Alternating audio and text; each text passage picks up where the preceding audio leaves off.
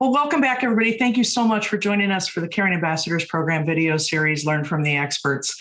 This is part 3 in our series on integrative medicine, complementary therapies, and Chinese medicine and lung cancer. I'm Lauren Sant, the Executive Director of the Caring Ambassadors Program, and I'm joined today by Cindy Langhorn-Hatfield, our Lung Cancer Program Director, and a panel of people living with lung cancer and their caregivers. We are excited to welcome back Misha Cohen, a licensed acupuncturist and doctor of Oriental Medicine from San Francisco, California. In this session, Misha will be answering questions from patients about their concerns with living with lung cancer. We hope the video will provide helpful insights and that you will share this with other people living with lung cancer. Welcome back, Misha, and welcome back to the panel. Chris, you want to kick us off? Sure. Hi, Misha. Thank you so much for that great introduction. When I'm looking to build my team as a caregiver, what is the terminology we use when we're looking for is it an innovative oncologist? And if so, when would I ask to bring that person in to support our care? That's a great question. There's a whole area called integrative oncology. And there are a number of doctors in the United States who practice integrative oncology. Interestingly enough, some doctors only practice integrative oncology, give consultations to people, help them to coordinate their care with other practitioners. And then there are some doctors who are treating oncologists who also use integrative medicine, integrative therapies as part of their practice. They're kind of different, so there are some practitioners of Western medicine who are not going to be treating you specifically for cancer and who are not going to be giving you chemo or immunotherapy, radiation treatments, but they can help you to coordinate that or help you with sending you to other practitioners such as acupuncturists or herbal doctors, etc. Each area is different. Often the integrative oncologists are often associated with large universities at this point in the United States. However, there are a number of really highly successful, great practices of people who are integrative oncologists who work outside of the hospital systems as well. So much is going to depend on where you are and what situation you're in, whether you would seek out integrative oncology. I would suggest doing it very early in the process so that you would be able to have someone who can help you with dietary therapy, help direct you towards acupuncture, help direct you towards other therapies. Now, one thing is most integrative oncologists are not herbal medicine people per se, Chinese herbal medicine or acupuncturists in themselves. So you would need to look elsewhere for that. Now, they could help you to find somebody, and in some cases, they could help coordinate it. But oftentimes, if you're working with a Chinese herbal doctor who knows a lot about cancer treatment, they are going to know much more than an integrative oncologist and be able to help you with that. One of the things I didn't talk about in the session a little bit was interactions in terms of the Chinese herbal doctor, but we have programs that we can look at that help us to determine interactions between drugs and herbs. I know that pharmacists can do that as well. However, we use a very specific professional program that is updated every day. What we don't use is go look at books that are 5 years old to look at interactions. And one of the things is when you are seeking out a Chinese herbal practitioner or a doctor of Chinese medicine or Asian medicine, you want to know that that person is going to be very serious about the use of interaction programs and understand that very carefully. Because oftentimes if you send somebody back to their Western doctor, they're going to say, I don't know anything about this. You can't use it. What I would say was one, well, maybe learn a little bit more, but two, you don't need to know everything. You send somebody back to the practitioner who knows a lot and have them get you a report. And so I provide reports to the patient to be able to provide to the oncologist. So I think this is all kind of related to your question, because creating a team that may have different aspects in the team that you might need, and they won't necessarily all be in the same place. So that would be something that you would have to coordinate. And sometimes I will help people coordinate their treatments. They don't have an integrative oncologist, and I will act in some role as helping to coordinate the treatments among people. Obviously, I'm not going to be doing the chemotherapy or immunotherapy or radiation, but I can help them to ask the right questions to their doctors. And that's one of the things, is you want somebody who's going to be able to help you to do that as well. Hopefully that answers your question. Misha, can I just follow up real quick? I know there's some questions about when folks are on clinical trials. What is safe for them to do during a clinical trial, because they don't want to get kicked out of the clinical trial? And what would you recommend in something like that? Oh, I always tell people to ask the clinical trial directors what they can and can't do. That's my position. I think it's important that if somebody's in a clinical trial, that they disclose everything that they are doing. And sometimes in the clinical trial, depending on the trial, they are continued to allow to use herbal medicine and acupuncture. In some clinical trials, or most clinical trials, people can't use anything else, other than what's in the clinical trial. So that depends on the particular study. You had mentioned that herbal medicines may ease the symptoms of chemo and radiation, but they may interfere with targeted medicines. Some of them are really simple herbs, like turmeric would interfere with my targeted medicine if I used it. And some people, just try this on their own. How do we know actually to look? I understand when you're involved, you check it out, but that's not always the case. I do not recommend people use herbal medicine without guidance. That's my bottom line. I think that there needs to be guidance from somebody who knows the herbal medicine and is able to help with the interactions. Interactions are really complicated. So much is going to depend on the course of the treatment. Let's say you have a chemotherapy that you are infusion every 3 weeks, and you know when the treatment is, and you know exactly how long basically the treatment is working for. And some of the things that we do is we will move the herbal medicine away from the time of the treatment and use herbal medicine later in the course, and then stop it again before the infusions. Sometimes that's not helpful because time that either the Western treatment or the herbal treatment's working is too long to be able to do that. One of the things I do is when I'm looking at interactions, I look at the studies that have been done specifically on that herb and the particular drug that's being used, and say, hey, look, and you're right, turmeric is problematic for a lot of things, so that would be something that I may or may not give to somebody. But if I'm going to do it, for example, I use a formula called Zyflamint that has turmeric in it, but I would have to move that away from the active treatment times for somebody. I'm not going to do this on my own. I'm going to provide this to the oncologist to look at. So we're sharing some of the responsibility for how we do this together, because I can't know everything. One of the things that's kind of interesting is that while there's a lot that is known about interactions, most of the interactions are what we call a level D, which is not clinical trials, not based on anything other than maybe a possibility that there's an interaction. It might be helpful. It might be destructive. And we have to look at that. And sometimes when we look at the interactions, we'll see that it's a class of drugs that's associated with a class of herbs, but it's not that specific drug and herb that has been found to have the interaction. There's a lot of times at the very bottom of the interaction will say, well, in this case, it could increase the uptake of the drug. In another case, it might decrease the uptake of the drug. It's complicated in that way. But there's also a lot of guesswork done with chemotherapy and immunotherapy. Many of the treatments that are being done in Western medicine are being done by the experience of the practitioner, not necessarily from a study. Even though they've been studied, they may not be studied for your particular situation. They may be used off-label, etc. So many questions in there. I know I kind of open up a little bit of a can of worms there, but it's how I think about these things a lot.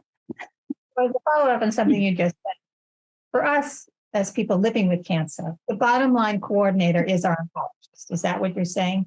Yeah, or the oncology team. Sometimes it's a pharmacist. Interesting to me, a lot of times the pharmacists are much more open to the use of herbal medicine because they actually understand it much more and understand the interactions much more. So if you could actually have a pharmacist be involved, some of the centers that we are working with, they'll send everything to the pharmacist before even looking, because the oncologist doesn't often know. I've read the book on lung cancer choices, and in the chapter on nutrition under good snacks, it really recommends raw and uncooked foods.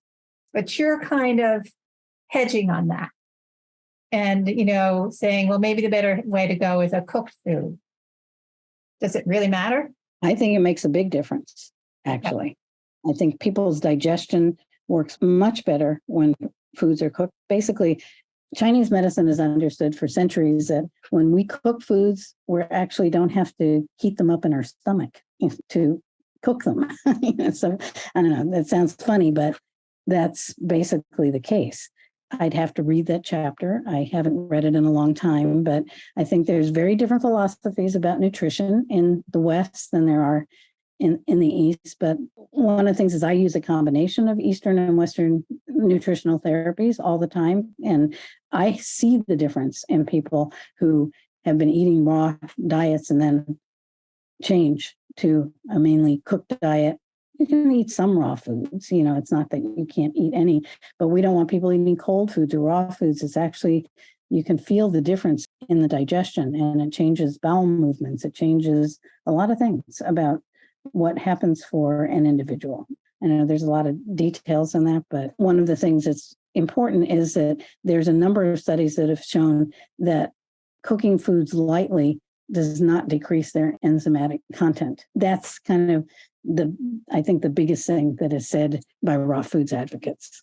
What would you recommend as far as when we get into meeting with our oncologists to try to get them to more grasp the concept of Western medicine and working together? And when I mean, how can we, caregivers, survivors, what is the best approach you'd recommend to get them more on board with this also as a corresponding or complementary treatment when you're trying to get your holistic plan? How can we do that? Boy, that's an intricate question. I think it partially depends on who your practitioners of Chinese medicine or integrative medicine are and how you can present that to your oncologist. Because an oncologist is going to want to know, how safe is this? Are they telling you that they're going to cure your cancer?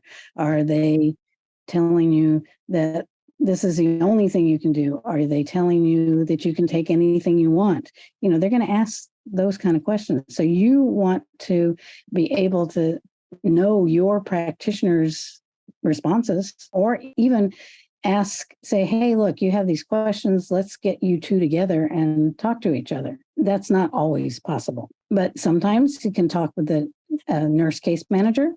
So I think that there is an oncology team normally, and it includes the case management. I think that would be an area that you could look at. I think it's important because one of the things that happens a lot is that an oncologist will say, hey, I don't want you to take any Chinese herbs. There could be problems with them. I understand that, and I think that is true, and it's a problem. There's supplements that are a problem. There's all kinds of things that are problems for somebody to take who is going through cancer treatment. It's important the oncologists understand how the practitioner practices that you are working with. One of the things that's happened for me is that when there's a patient talking with an oncologist and tells them that what we are doing and how we are doing our practice, using interactions and looking at all that they're going to provide all of the information to the oncologist beforehand, that we are using certified formulas, et cetera. Because part of the problem is that people will go to the store and pick up Chinese herbs and just start taking them. That's something the oncologist does not want you to do. And I don't want you to do either.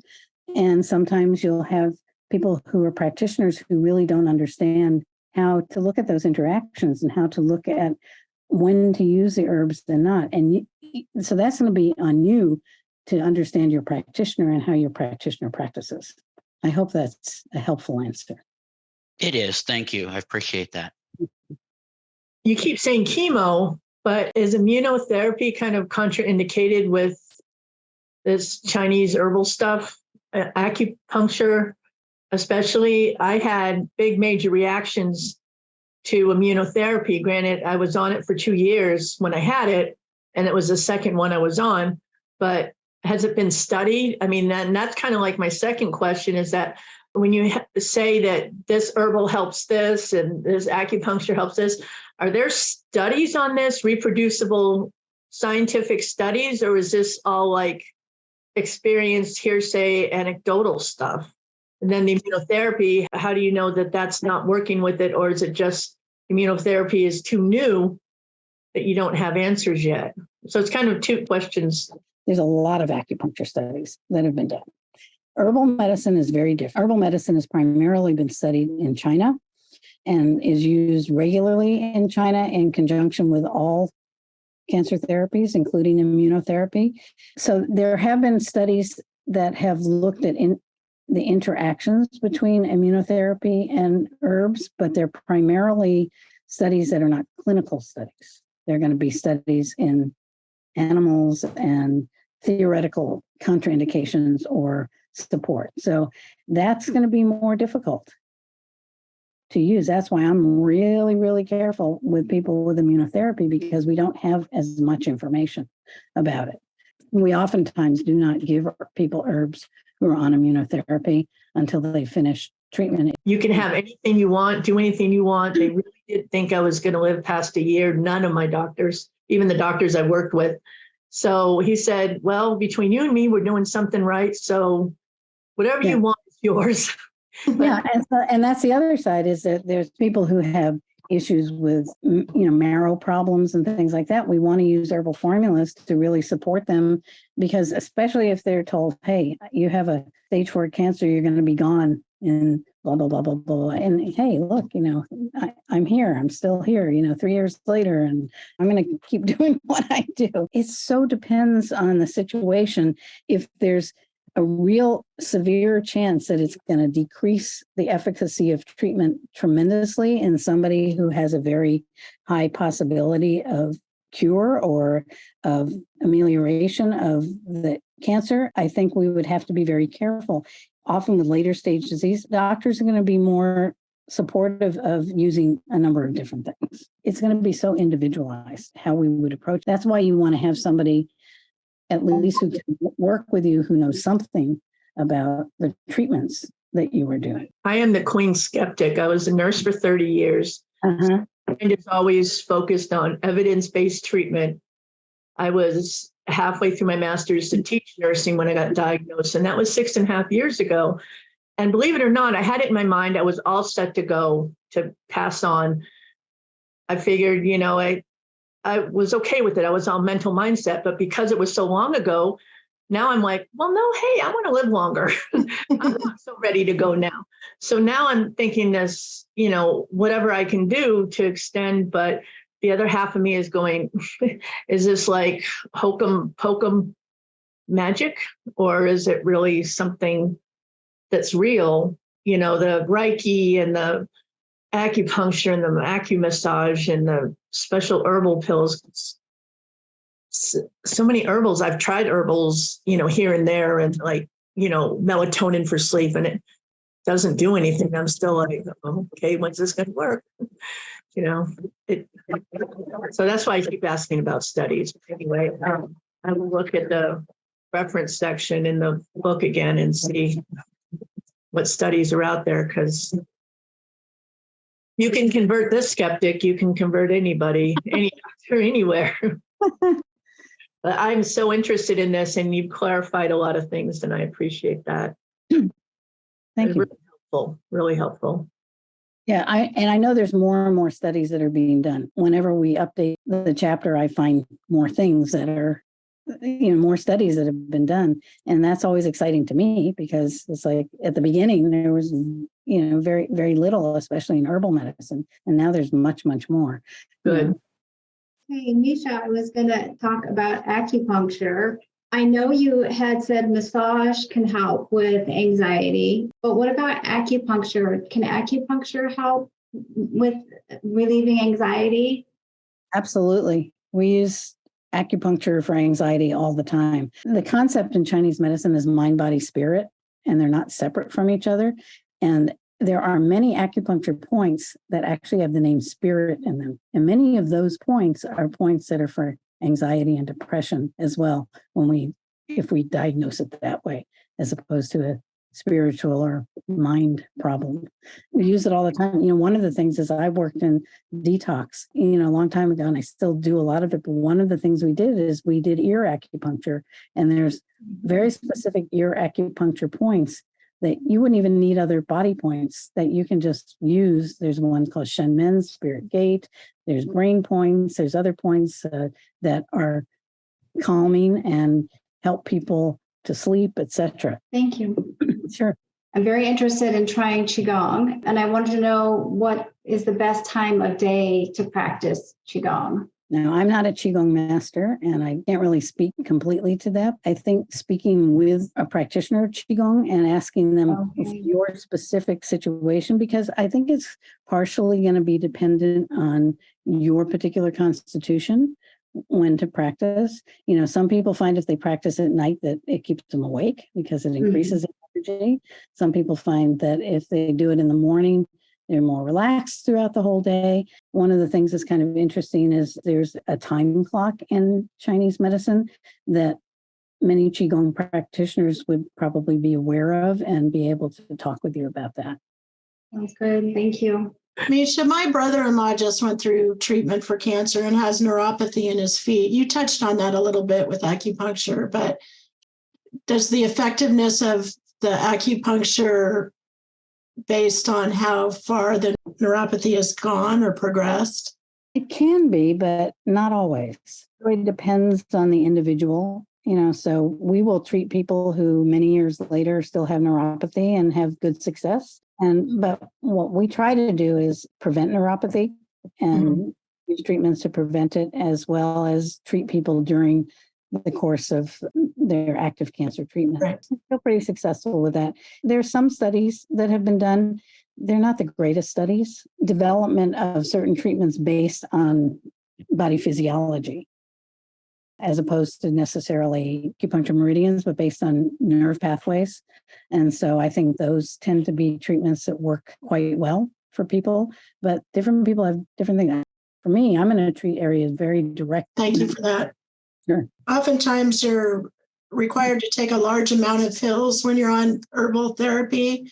Is there a recommendation for patients who have a difficult time swallowing the pills or taking multiple pills, or suggestions for that? We've worked a lot with this. It depends the form of the pills. Sometimes capsules are easier for people to take than pills.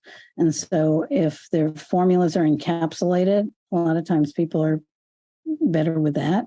But oftentimes herbs can be taken out of their capsules or given in powders. We have some formulas that we'll use the powder forms and have people either cook them or take them as powders.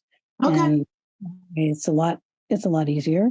You can also usually, depending on the herb formulas, you can usually grind the herbs and the pills and take them sure that they're getting the right dose. We had a whole thing that we did with the formula. We used Marrow Plus, where we had to give people at times when we were treating people who were going through hepatitis C treatment, where we had to have people take like 36 pills a day. One of the patients came up with this, where you grinded up a Marrow Plus pudding.